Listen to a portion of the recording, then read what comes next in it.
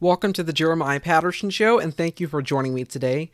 Last Thursday, Politico reported that President Trump privately conceded 50-50 on a new climate change rule in California wildfires. Politico reports, quote, President Donald Trump conceded to Governor Gavin Newsom last month in California that climate change probably had a significant role in driving historic wildfires, moments after casting doubts on whether that was the case. End quote. Now, it is also worth noting that President Trump has been a long denier of climate change, and he also has installed someone in the National Oceanic and Atmospheric Administration that vehemently denies climate change is existing right now.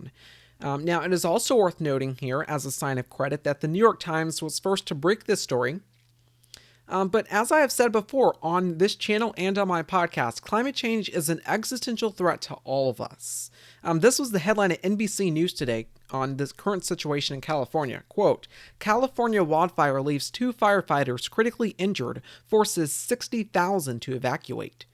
End quote. According to NBC News, the firefighters that were injured reportedly were ages 26 and 31 while battling the Silverado fire, which has charred at least 4,000 acres in and around community of Irvine, southeast of Los Angeles, the Orange County Fire Authority said.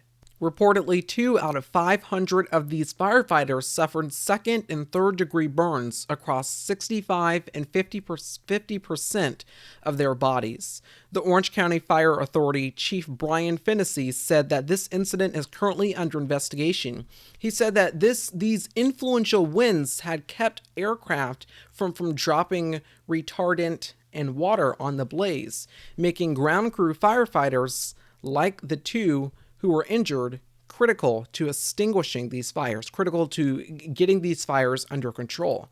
In a public statement, he said, quote, this is a tough fire we are experiencing right now. We're experiencing very high winds, very low humidities. Our firefighters are some of the bravest, if not the bravest in the world, end quote. One resident describes the scene as, quote, completely terrible. She goes on to say, quote, I was like, wow, the skies are orange. The sun was bright red. The tree was swaying. It was almost not real. End quote.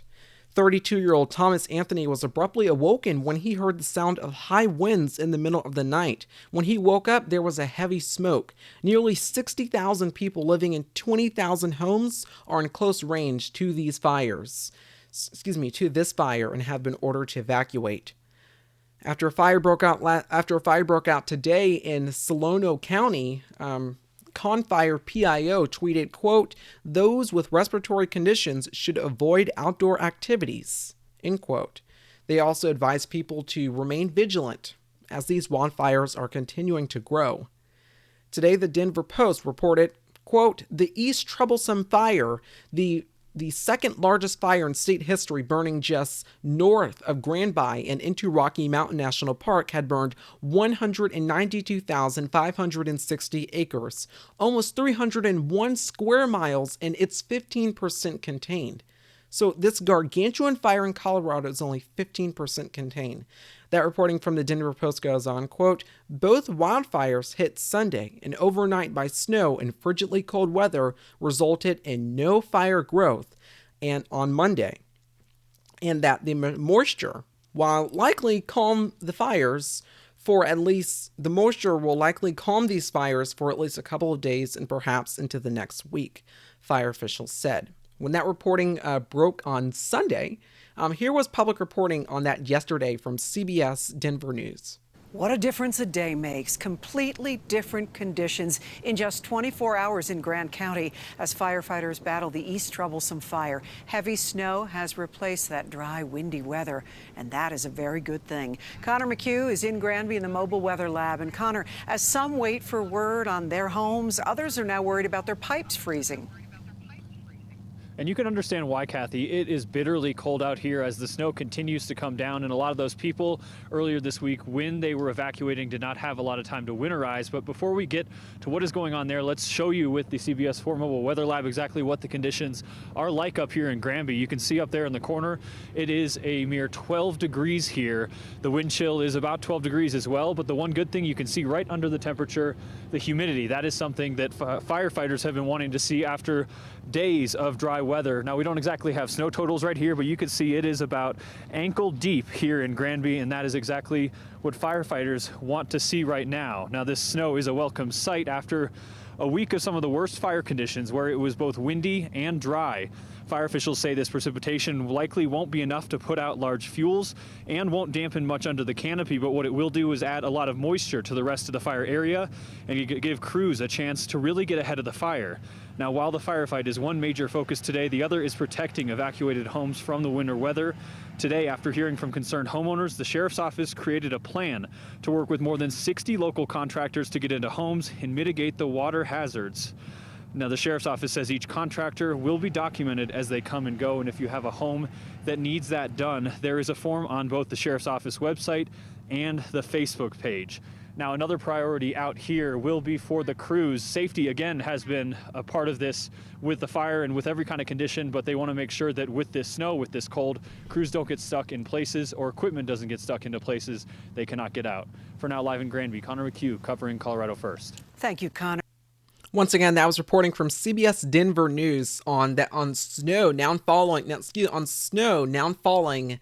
in Colorado, which is a sort of a sign of relief for firefighters as they have been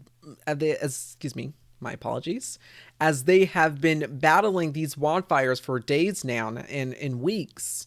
I mean, these wildfires in Colorado are just absolutely devastating. Speaking of relief for firefighters, last Friday, the Denver News Channel reported, quote, "The Stanley Hotel has opened its doors to hundreds of firefighters who are currently battling the East Troublesome and Cameron Peak fires burning on both sides of Eastis Park."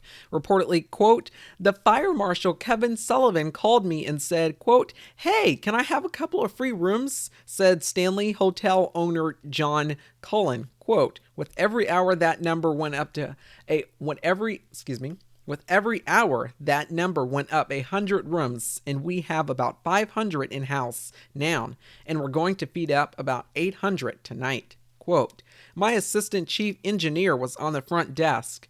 My front office manager worked until 6 o'clock in the morning," Collins said. According to Collins, the Stanley Hotel is the home to the largest collection of kindling in the state of Colorado. Quote, "What safer place to be than to have 500 of the bravest souls on the Eastis Park area staying in my house," Collins said.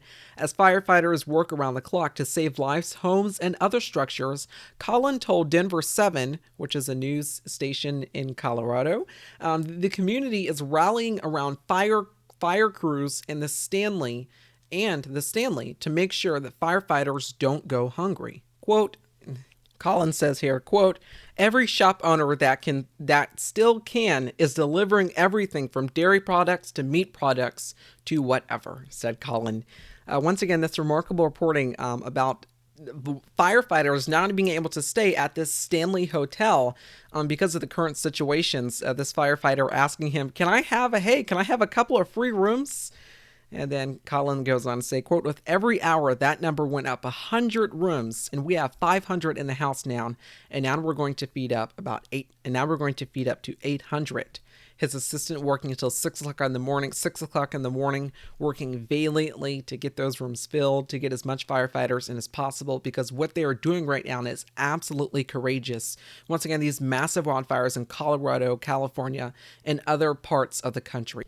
We're going to have a story right ahead. It is a very emotional story. It is also a heartening story, and that story is next. Stay with us.